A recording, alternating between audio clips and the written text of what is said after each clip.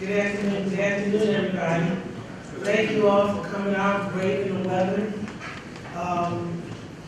First, I'd like to thank the Charles Blockson Committee and faculty for inviting me. I walked into the library, make sure I say library, not museum, and I was just mesmerized because I always loved history, Black history, but everybody's history. I love learning everybody's history. You know, because we all have unique stories to tell. I'm coming here as a former or retired registered wills. I served here last term, 4 years, and I learned so much. And I'm determined to continue teaching about the importance of understanding generational wealth, making wills, and understanding that when you don't make the will, that you leave your family in almost a crisis, so to speak. And I ran and was elected as the first woman and first Black ever to hold this office in Philadelphia history. The Register of Wills has been around since the 1600s. And you all need to understand the importance of this office, whether you own something or not, because we all own things. And it is still a lot of people that do not know what's going on. They don't understand that there's no such thing as an automatic transfer of wealth. There are rules. There are laws. You do not automatically inherit anything. There's paperwork that has to be done. I don't care if you're the only child. I don't care if you're the only son. I don't care if grandma said to you verbally in front of the whole world that this is your house. If grandma wants to leave you something, she has to put it in the form of a will. If she does not put it in the form of a will, the state already anticipated that, and they made the will for you already. It's called intestate or intestacy, which means that it will go down biologically. Husband, wife, that's the children. If there's no children, parents. If there's no parents, it will go all the way down to the bloodline.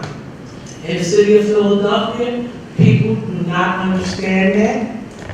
Black and white, mostly Black, and as a result, people are living in properties in the states that are still in dead people's name because they thought they would have inherited the property, and now they're into what they call tangled titles, or they call heirs property. And as we go through these slides, you'll understand what I mean.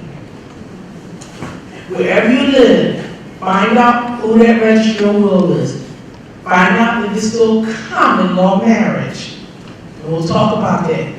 Common law marriage is abolished in Pennsylvania since 2005. So people were living together, glued up, thinking, oh, we need common law. No, you're not. After 2005, you are not common law married, which means that you, when you die, the other person who had no legal rights over the body, over their property, or anything. So when you go to, and so we're talking about Pennsylvania, so if you move to Florida, you need to understand the rules in Florida. You need to find out who that register of wills is. So let's get started. The Register of Wills is a state agency under the First Judicial District of Philadelphia. The mission is to preside over the protection of your generational wealth. It's a state agency. The budget comes from Philly, but it's really a state agency, okay? There's 63 counties in the state of Pennsylvania. Philadelphia is a county. We're the city of first class, which means we send now, under my rank, and you'll see that in that book I gave you, we send the most money to Harrisburg and in inheritance and estate taxes than anybody in the state.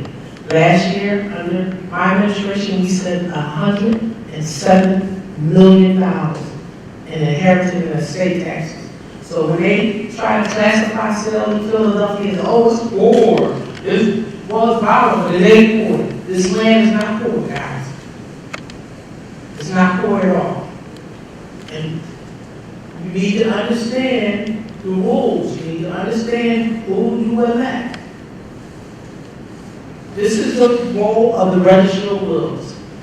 You come to the office and validate wills or probate the will. When somebody dies in legal will, you need to come directly to the office with the original will.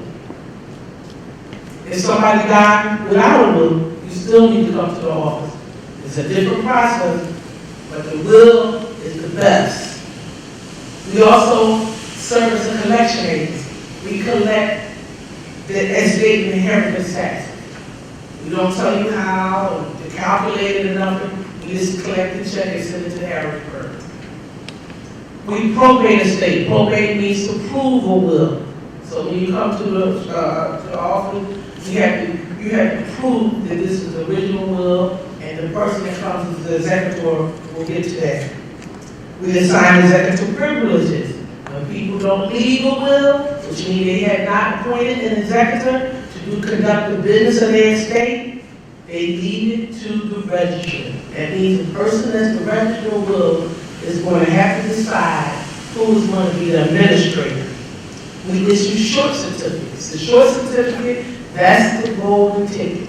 That's the ticket that you have that will enable you as an executor to go get the assets. That's the one that you get to take to the recorder of deed and say, here. Here's the short certificate. Take this house out of my mother's name and put it in my name. If it's more than $10,000 in the bank, here's the short certificate. Here's how I withdraw the money. If you have stocks and bonds, here's the short certificate. Release all the stocks and bonds to me. Here's the anything that was left in the will as assets. The only way you can get access to by coming to our office, probating that estate, and bringing that short certificate. Else they're not going to talk to you. So say, for instance, your mother died, or your boyfriend or whatever died, or you died and you were still in a mortgage, you're still paying a mortgage, and your kids say, hey, I'm going to take over my mother's mortgage. How do I do that? They're going to be like, I can't talk to you. Why not? Because you don't have a short certificate. Well, I'm the only child, or that's my mother. Okay, well, your name's not on the title, and your name's not in this mortgage deal. You're going to have to go to the Register of Wills and get the short certificate before we talk to you. I preserve and protect records and archives, and I was beginning to tell you all this. We have wills at the archives that date back to the 1600s. We have William Still, we have William's Penn, Benjamin Franklin, Betsy Ross, Princess Grace of Monaco. Anybody that ever died and had a will filed or came to open an estate, we have those physical paper records that are crumbling as we speak. And I'll tell you what I've done to preserve it. We also set public policy. As a result of us not understanding the importance of estate planning, we have a whole city that's inundated with tangled titles. In other words, we got properties all over the city, most particularly in the areas of North Philly, a zillion around here, Southwest Philly, Germantown, Lower Northeast, and you'll see the map, and you're going to see the consequences of people not understanding the importance of estate planning and how they are losing their houses simply because you did not make that will. I also was the clerk of Orphans Court. I had two titles. I'm the Registrar of Wills, and I'm the clerk of Orphans Court. The responsibilities of the Orphans Court, we issue and validate marriage licenses. That was the office you'll see. Those 4 years, you'll see my John Hancock, Tracey Gordon. Matter of fact, a couple years ago, they just raised the age that you could get married in Pennsylvania to 18. Before that, it was 17 or 16. They just raised the age, and I believe it's because of a lot of the trafficking that's going on. But at one time, you could get married as early as 12, but you had to get the permission of your parents. Earlier than that, too. And my job was to project and preserve those marriage records dating back to the 1850s. Frank Sinatra married Ava Gardner here. I just preserved that record. Sammy Davis Jr. married his fourth wife here. I just preserved his record. Thurgood Marshall married his first wife. He went to Lincoln, and he met his wife. I believe she went to Cheney. He remarried because she passed on. She never seen him go to the Supreme Court. I preserved his marriage record. So I preserved many of them for historic sake. But if your grandmother got married here, you could actually go to the office and you could request a copy. You could also go to the office and request copies of anybody's will, because that office is that person is responsible for protecting your generational wealth, your assets, and passing it down to your family. So know who you put in office. Lastly, we also accept filings for the orphans court. If somebody wanted to appeal my decision, which by the way, in the 4 years, none of my decisions was ever appealed by the orphans court, you come to my office, you file the paperwork, and you could appeal my decision. What is a will? A will is a document you write during your lifetime that distributes your assets upon death. A will is simply a gift that comes into fruition when you die. Don't ever let anyone make you believe that your things have to go to them. It's a gift. If I want to leave it to this child, I will. If I don't have to. If this kid is irresponsible, maybe I'll leave it to a charity. Maybe I'll leave it to my granddaughter or whatever. It's a gift that you make. It's your last will and testament. A will also names the executor. As we get on, I'm going to teach you how to make a holographic will. I'm going to teach you how to make your own will. I always advise to advise an attorney. But until you get to that attorney, you can write your own will. It's called holographic will. I have approved plenty of them. A will also could name the guardian for minors, or you could establish a trust. So, people think that you got to be rich to make wills. No, you don't. If you're 18 years old, you can make a will. You can say, hey, I want all my book collection to go to my sister. I want my Nike collection. I want my jewelry. I want my photographs. You specifically say who you want that will to go to, or who you want those assets to go. It's not just physical things. If you have children under the age of 18, you need to make a will. So you can say, in the case something happens to me, here's who I want to take care of my children. Here's when I want them to inherit the house or inherit the money. Also, if you have a disabled child, you definitely want to make a will and say, here's who I want to take care of my disabled child, because trust me, sometimes relatives see dollar bills and I'll take care of them. And you know in your grave, I wouldn't have wanted that next of kin that's on that intestacy tree to take care of my child. Because you know they just want to gamble or whatever they want to do with the money. You have the right and the responsibility to protect your generational wealth, and it's not just physical assets. It's minor children and disabled children as well.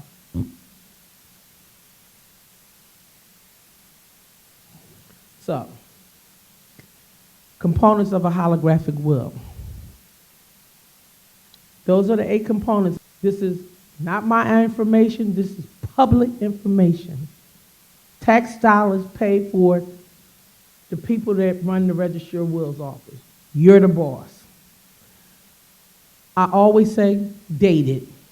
In the state of Pennsylvania, it's not mandatory that the will has to be dated, but it's a best practice. Remember Aretha Franklin? She left 2 wills, one they found in her couch. When they were, when the jury had to decide which will was the valid one, they they validated the one with the most recent will, because she had one will, but I guess maybe, while she was sick, still in her right mind, she wanted to make some changes. And she just put it in it, she hid it. I don't know why, but that's what she did. That's why I say date it, because your one will that you make, you might lose it, but somebody might have a copy of it. You know what I mean? So you always want to date the will, because you can change it at any time, right? In that will, it has to say it. This is my last will and testament. If it doesn't say that, then it can be challenged. It has to say that. This is my last will and testament, and I am of sound mind and not under any undue influence. It has to say that in the will, because anybody can contest it, and the first thing they would say, oh, mom didn't know, she was in a coma. Mom didn't know what she was doing. No, this is my last will and testament. And yes, I might be going through chemo. I might only have a week to live, but I'm still cognizant. I am of sound mind, and nobody has a gun to my head. Most people that make wills, most attorneys will make everybody leave the room because they don't want a person in there staring at mom while she's making her will, undue influence. And if that person don't remove, I've heard attorneys say, then they wouldn't do the will. They want to talk to that person, the testator, and see if they are in a sound mind and not under any undue influence. It has to say that. Then it has to name the executor in the case of a male, or executrix in case of a female. That's the person that's going to take care of the business. Okay? That's because you did. It's certain things that has to be taken care of, and you need to name who that executor is, or the executrix. You need to trust them.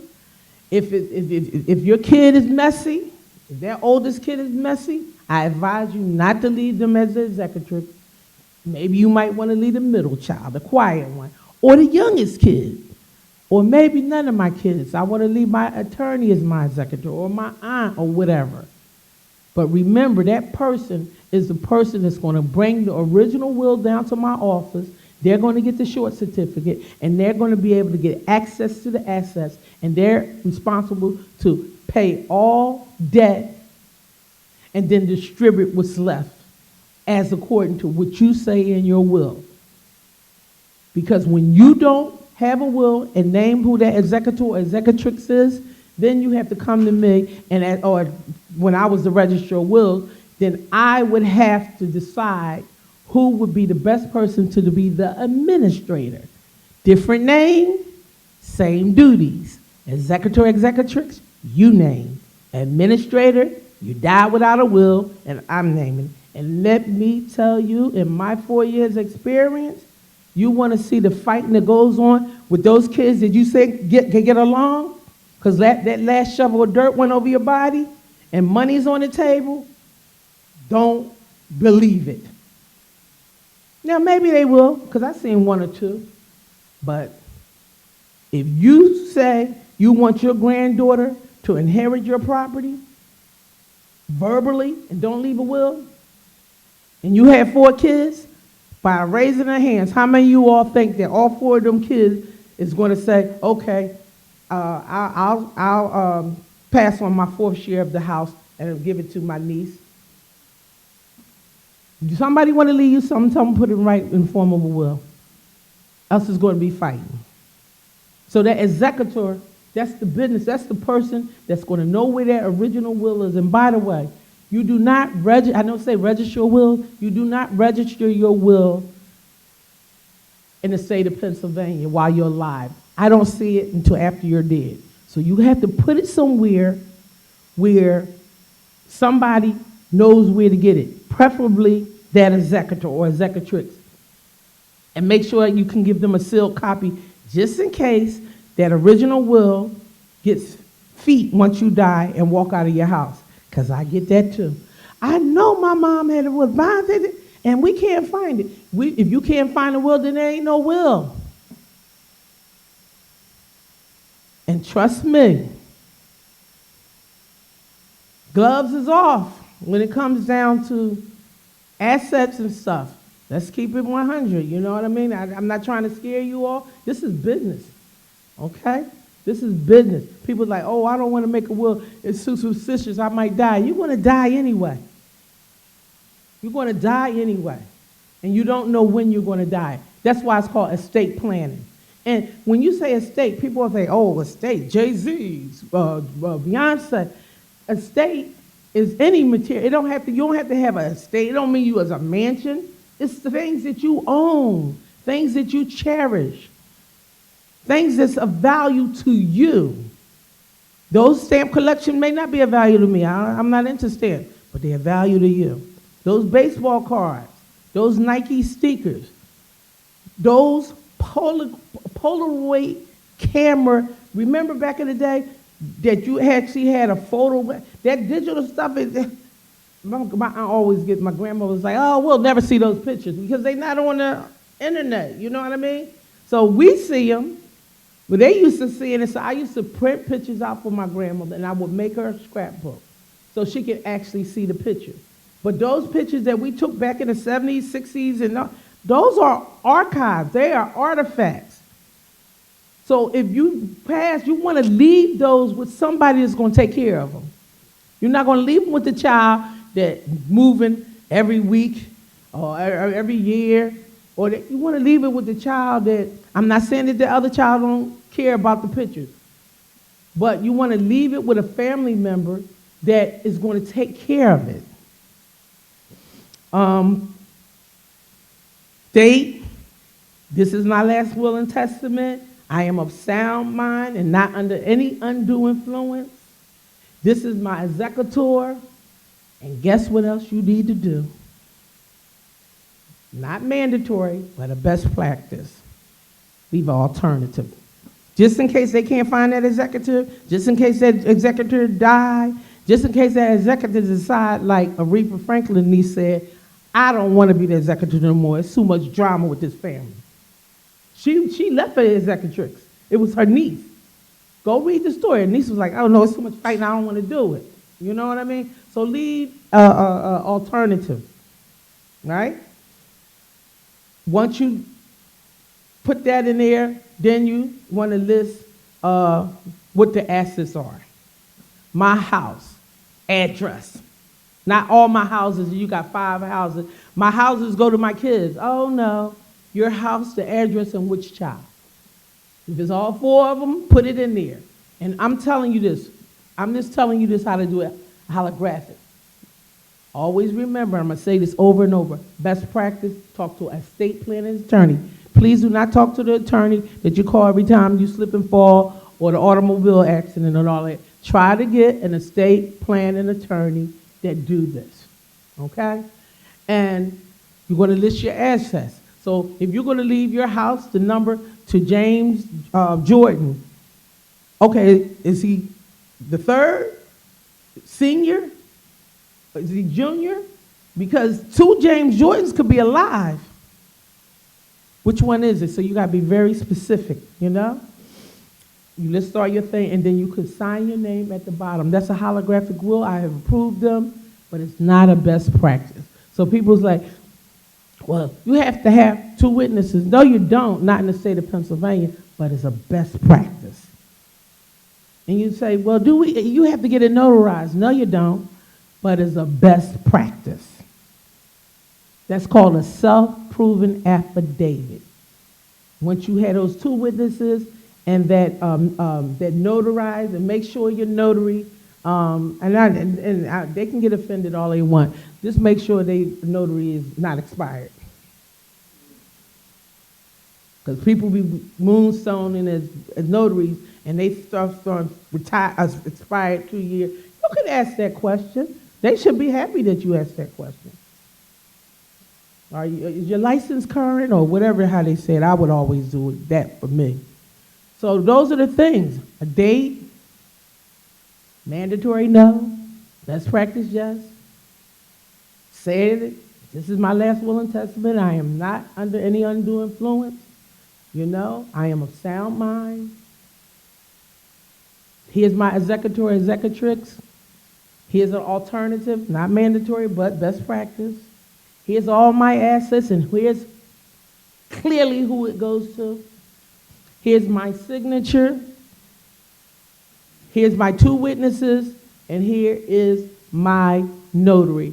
That's a bulletproof.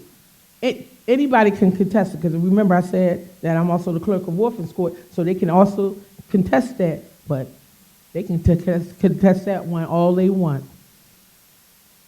That's a bulletproof will. So these are the components of a holographic will. So probate, it means to prove the will, okay?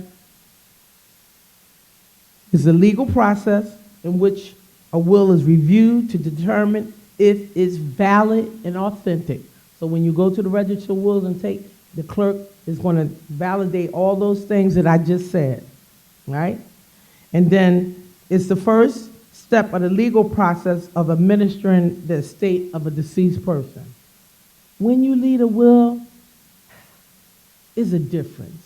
It's 2 types of people that come in their office.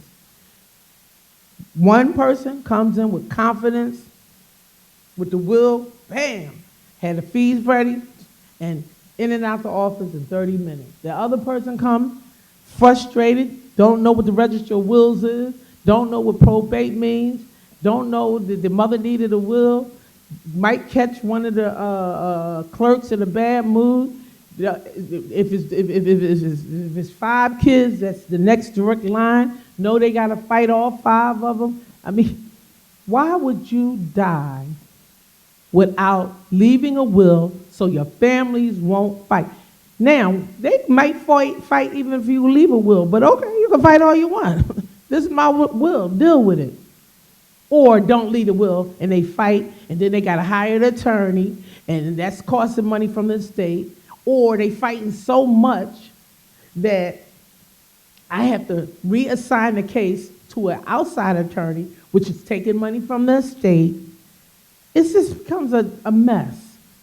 Handle your business. You don't make a will when you get old. You make a will when you get an asset. You can change it any time.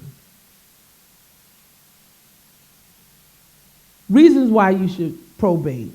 When you probate the estate, and I'm talking about when it's housing involved, it helps you get homeowners insurance. Because if your mom dies, as soon as she dies, that homeowners insurance is not valid anymore because it's homeowner. She's not a homeowner anymore, she's dead. And by the way, I don't know if this will come up on my slideshow, but let me just make this loud and clear. Power of attorney ceases once you die.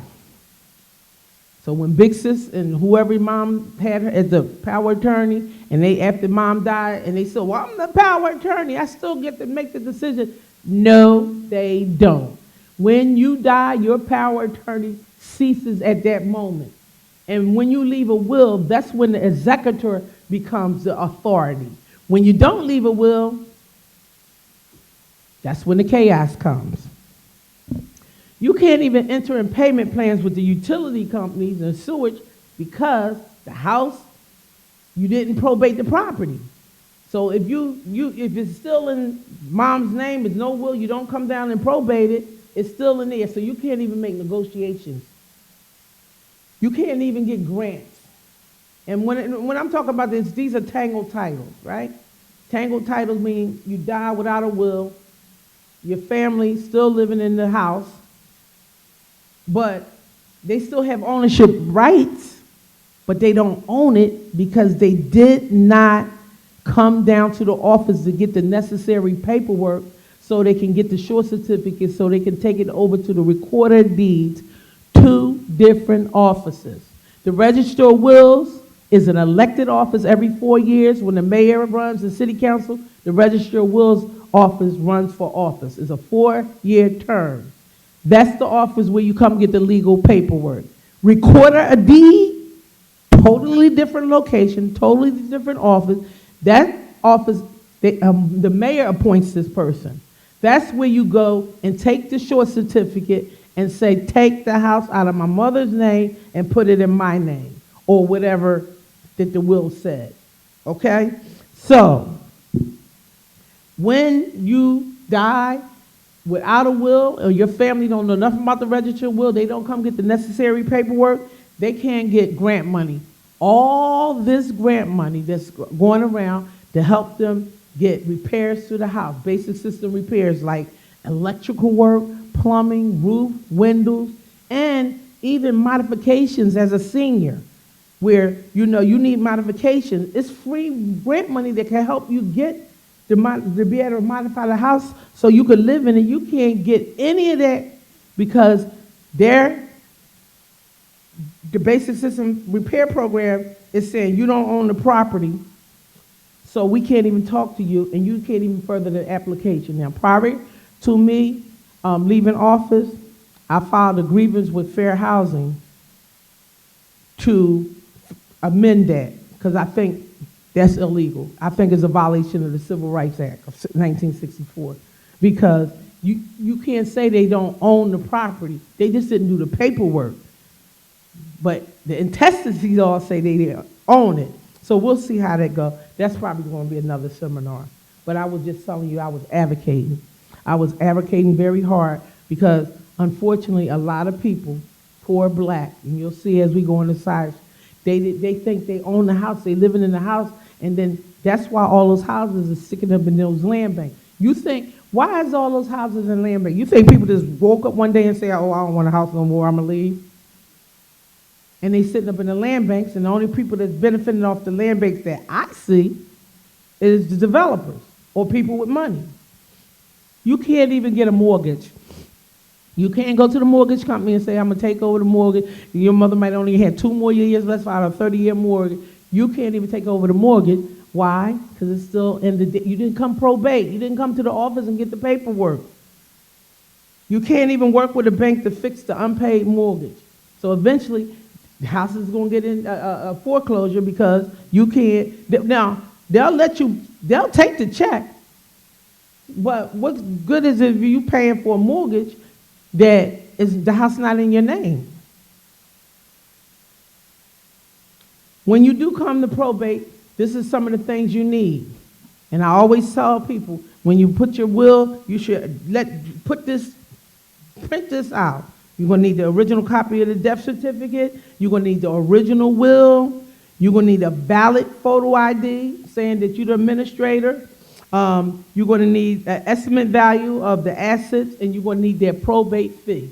That's the fee that everybody thinks they're going to get out of. Oh, I don't want to pay probate. Look, depending on how much the estate is, probate can be anywhere from the average of $300 to $500. Please, God, leave a money order or some money in the bank so they can do that, so they won't, because let's just keep it 100. Maybe your family can't afford the probate fees. So when I was in office, I created a program called Probate Deferment Initiative, where we would not waive the fees, but we would defer them. As long as you were staying in the house and was going to live there, no interest or penalty wouldn't come. But if you was going to sell the house, then the state wants their fees. The state mandated. But these are the things that you need to probate. These are some additional forms. They may want to show proof of marriage, proof of divorce, renunciations. I'll give you a quick example. Well-known person in Philly died.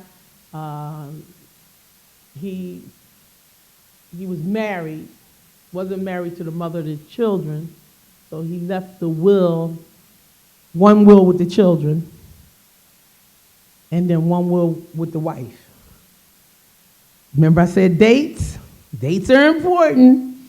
So of course, naturally, the kids ran down there to probate the estate, but you got to, when you probate the estate, you have to notify the next of kin, right? So they notified the wife. She found out because she wasn't probating the estate.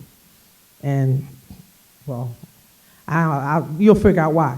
So anyway, then she brought her will down, with the latter date.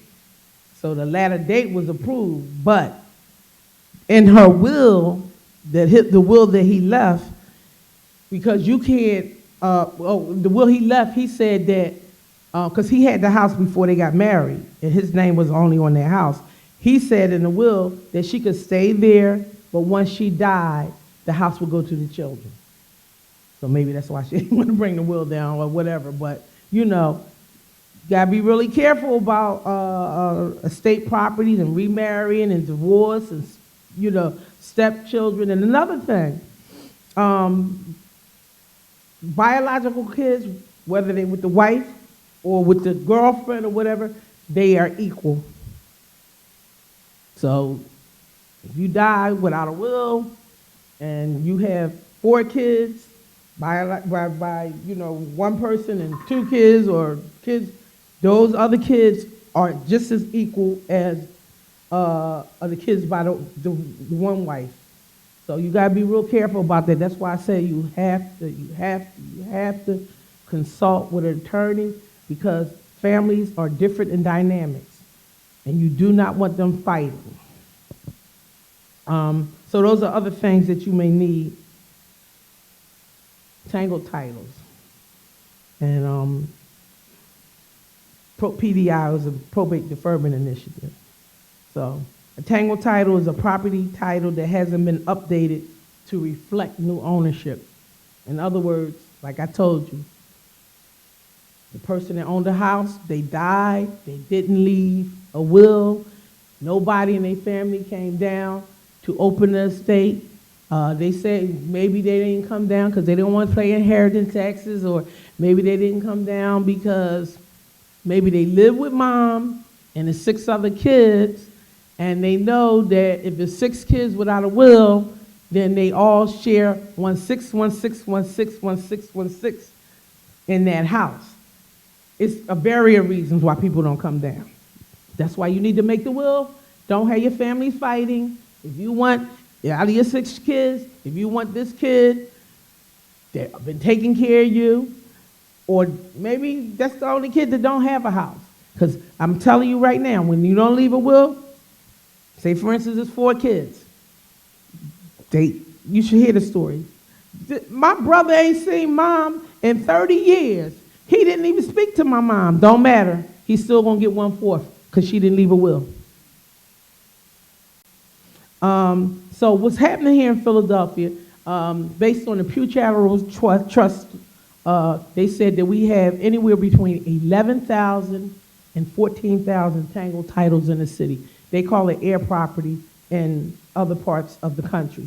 And a tangled title, again, is like a house is in a dead person's name, and the people that live in the house, they may have some legal ownership, maybe their mother, their aunt, or whatever, but they can't do anything with the house. It's dead capital. A property owner dies without a will, this is how your house can become tangled. A property owner dies and leaves a will that names a new owner. A fraudulent deed is recorded. Philadelphia is good for that, figuring out how to do fraudulent deeds. So many people got their houses stolen from fraudulent deeds because you didn't leave a will. That also protects it. A rent-to-own agreement go wrong, or the property is abandoned. That's why you see so many abandoned lots and abandoned properties, because people abandon it. I hear people all the time. I know Miss Mary didn't have no children, and their house been sitting there or whatever, and they just will sit there and sit there and sit there till either they rot and they tear it down, or somebody come and swat in it, or somebody steal the deed, or it gets taken by sheriff's sale. Because even if Miss Mary had some, because you know, and all due respect for the Catholic religion, Immaculate Conception, she had some blood relative somewhere, right? So even if she was lonely, at least she could have left it to a church. A lot of people leave their stuff to the Catholic Church. I hear that a lot. Leave it to someone, okay, in the will. Leave it to someone else that's going to come in a tangled title. Or the title change is not properly recorded. That's a big one. So when you get the short certificate, you need to consult with an attorney or a title company so they can record the title properly. They don't help you do that. You know, you have to make sure you record it properly. These are the reason why you should remedy those tangled titles. If anybody living in them, if you living in with your mother and it's grandma's house, and you know this in grandma's name, and you can find out www.phila.gov, and then go scroll down and hit where it say houses, and hit that house, and then scroll down, and you'll see who owns the property in Philly. It's public knowledge. That's how you pass your generational wealth down. That's the rule, guys. It's the rule. There's no verbal transfer of generational wealth. It's not automatic. You got to write a piece of paper. That's how you pass your generational wealth down. You won't even be able to get into programs. It's like a lot of money, because even though we got a high amount of black and brown folks that own homes, a lot of them are poor. So they can't, these are 100-year homes. If you need electrical work done, who got $2,000, $3,000 to get electrical work? But there's a program to do it for free. But you can't get it done for free. Why? Why? Yes. Bingo. Prevent mortgage foreclosures. You can't even negotiate with back taxes for sheriff's sale because the house is not in your name. You're going to have to get the short certificate. I hear a lot of people didn't know their mother and them was hitting that casino, and they did not know that she wasn't paying the taxes, and a lot of these seniors was predatory. I don't know the word, but it was a lot of predators around here, and they did those reverse mortgages. And I'm telling you right now, the kids come up with like a reverse mortgage. Unless you pay that mortgage company back all that money that your mother borrowed off on a reverse mortgage, you don't own. That's the generational wealth going. The deed theft. The Department of the Deed has something called Fraud Guard. Call them, and you give them the name and an email and an address, and they put it in the system. So anybody ever come into the recorder of deeds and pull your deed or your title, you automatically get notification if it's your name. Even if like, it's Tracey Gordon, it could be like 4 Tracey Gordons that own houses. I'll still get it because I was like, oh, okay, that ain't my house. But at least you get the notification, because some people come, especially if your parents died and you waiting between selling the house or you waiting to sell the house, sign up for that fraud guard because they steal property. So if you sign up, within 2 weeks you'll get a notification somebody pulled the deed, as opposed to a year later you come down and say, what happened to the house? And you see a new 4-story building on there. And not until this district attorney did they start prosecuting if one person got caught stealing somebody's house. Previous DAs, it had to be 4 properties or more. Who has 4 properties or more? Like, that's my one house they stole. They stole my mom's house. And you still got to get an attorney. So sign up for that fraud guard and with the recorded deeds. And also, he'll come and speak about that as well. Because I wanted to make sure people protect their generational wealth. That's the American dream. When you don't have a place to lay your head, how you going to be healthy? Physically, mentally, spiritually, emotionally. Grandma's house.